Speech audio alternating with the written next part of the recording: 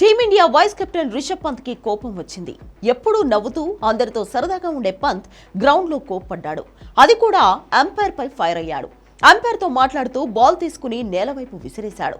ఇప్పుడు ఆ video social మీడియాలో తెగ ట్రెండింగ్ అవుతోంది. అంపైర్ చేసిన పని పంత్ కి కోపం తెప్పించింది. ఇంగ్లాండ్ ఇన్నింగ్స్ 61వ ఓవర్లో బంతి కొంచెం ఉబ్బినట్లు అనిపించింది. దాంతో పంత్ అంపైర్ దగ్గరకు వెళ్లి చెక్ చేయాలని కోరాడు.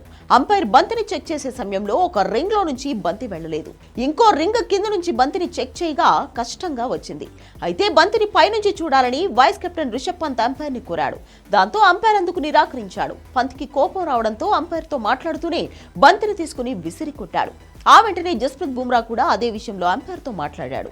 మ్యాచ్ సమయంలో బంతి ఉబ్బినా పగిలినా ఐసీసీ రూల్స్ ప్రకారం వెంటనే మరో బంతిని అంపైర్లు ఇవ్వాలి. కొత్త బంతిని కాకుండా మ్యాచ్ ఆడిన బంతినే అందిస్తారు. ఉబ్బిన బంతితో బౌలింగ్ చేస్తే అది బ్యాటర్లకు అనుకూలంగా ఉంటుంది. వికెట్లు పడకపోగా పరుగులు సమర్పించుకోవాల్సి ఉంటుంది.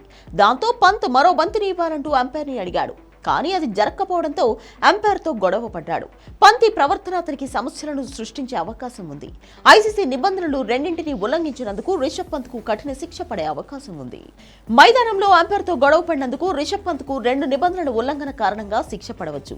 ICC code of conduct article 2.8లోని లెవెల్ 1 కింద అంపైర్ నిర్ణయాన్ని వ్యతిరేకించినందుకు రిషబ్ పంత్ను దోషిగా పరిగణించవచ్చు. దీనితో పాటు క్లాజ్ ఏ, క్లాజ్ హెచ్ కింద అంపైర్ నిర్ణయంపై సుదీర్ఘ చర్చలు జరిపినందుకు కూడా రిషబ్ పంత్ను దోషిగా పరిగణించవచ్చు.